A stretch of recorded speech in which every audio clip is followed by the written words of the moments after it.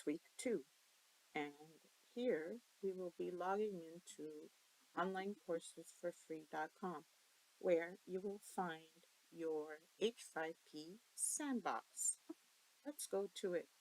So once you click here and you arrive at this page, you'll click Login.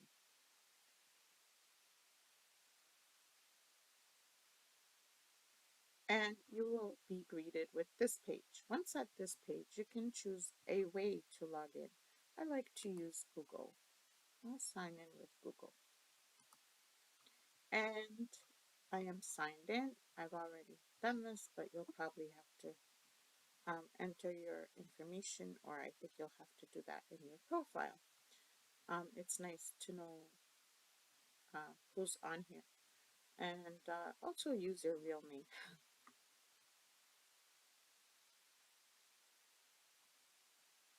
Okay, now it's time to find my courses. So I could look here under my courses, or I can just simply choose all courses. If I do that, I am greeted with this menu. I could see that there are EVO 24 H5P courses for the hands-on practicum stuff, and here they are. So there are 10 of these courses, and one of them can be yours if you complete week 1. So this is our sandbox, and I'm just going to click on it. All sandboxes are the same. So I'm going to go in, and I've changed this topic section to week 2, and here goes. And remember that in week 2, we're focusing on developing text-based H5Ps. So we're only looking at text-based H5Ps. However, all of these text-based H5Ps can also have images, video, and audio. So we'll look at them again in week 3, week 4, and week 5, because all of them you can infuse them with audio and video. So today we're going to look at how to create a true-false H5P. So I'm going to go into turn edit mode on, because that's very important. It has to be on. And when you come here, there's a plus sign. So you could use this plus sign in Moodle 4.3, or you could add an activity or resource. So I'm just going to add an activity or resource. And if I choose, I'm going to focus on the blue H5P. And I am greeted with this form, which is going to provide me with the H5P that goes in my course. Of course, in order to create the H5P, I have to go into the content bank. So first of all, I choose this H5P activity, and I'm going to give it a name. So I'm going to call it True False.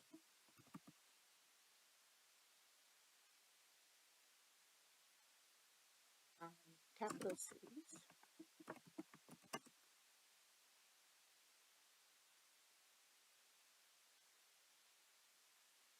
H. And I'm going to call it like question 1, Q1. Okay. So I'm going to scroll down. So this is just the house where the H5P will be added to through the packaging file. And we create it in the content bank. So right now I'm going to use the content bank. And as you can see, it opened up a new tab. So I'm going to click Add.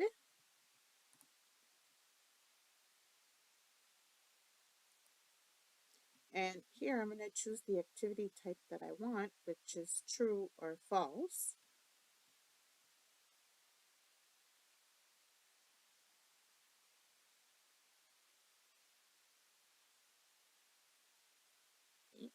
And there's metadata, so you could give it a title, the license version, the author.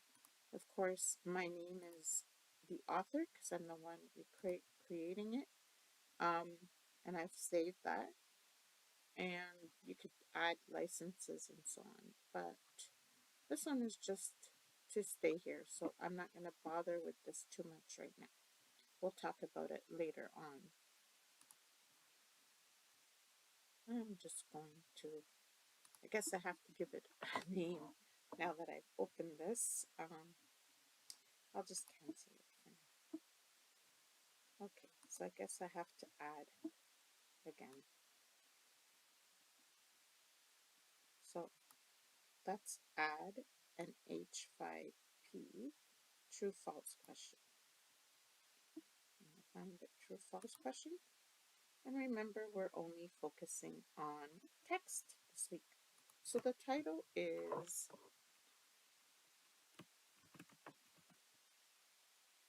capital.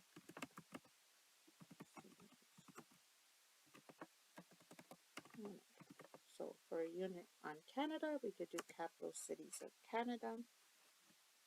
And we can do question 1.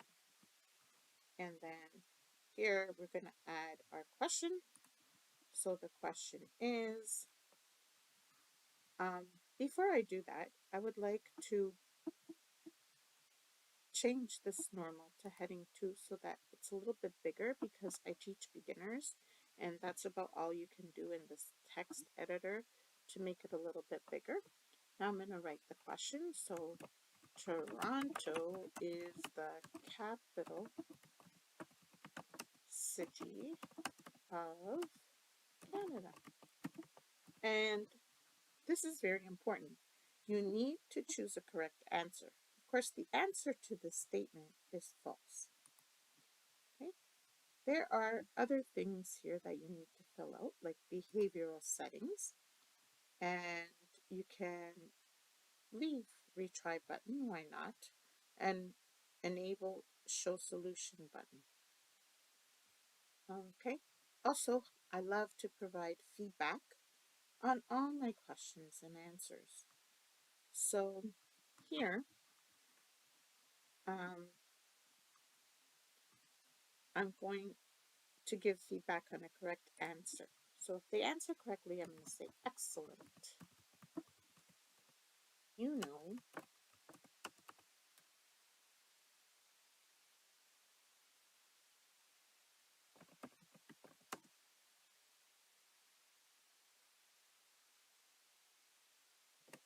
know the capital city as well. And feedback on one answer is try again. You need more practice.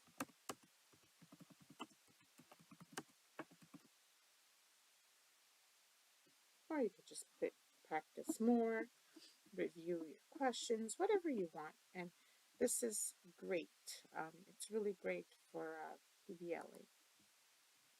And here, we're just going to leave this, and we're going to click Save.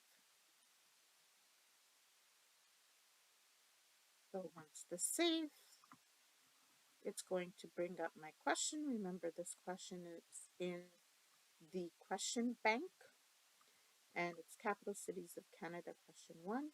And I'm going to answer the question with true. And there's my feedback. Try again. You need more practice. Okay, so I'm going to retry. And there we go. And that's how fun it is to create this. It's very easy, very simple. Now, it's not created yet because it's not on my course. So I'm going to go back to my jacket here, and I'm going to bring that question that I just created into my course. So this is the shell for me to add that question I just created. And I'm going to find it here. So capital cities of Canada 1. And I'm going to link to the file because if I want to make any changes, then wherever I find this file, it will make the changes automatically. Now I can save it as true-false question, or I can change the name of this to true-false Q, and then I can put capital city,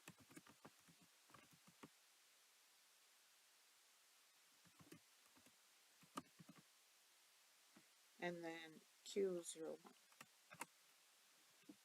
Okay, so if I'm creating a series of questions, it's easier to follow something like this.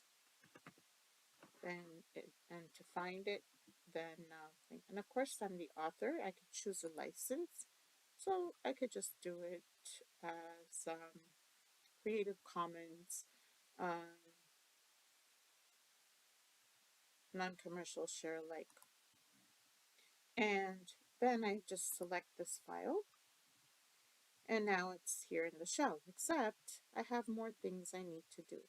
So I'm going to expand this, and I'm going to allow download and embed button and a copyright button, and I'm going to put in the grade. So of course, in order to pass you need 70, but in a case like this where it's 50-50 right or wrong, you need to pass basically. So that would mean 100%, but it's okay, we'll just leave it at this.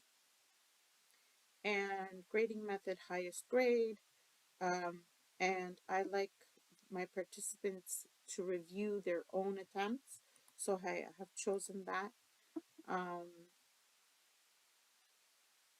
Restrict access is not needed. Completion conditions, I want to add requirements here, and I want to put receive a grade, a passing grade. I think this is important, especially for those of us who do PBLA, and this way the students can see how they're doing, and it really, I think it drives them to do more, to do better, and to practice more English. And the last and final step is save and display. And here it is.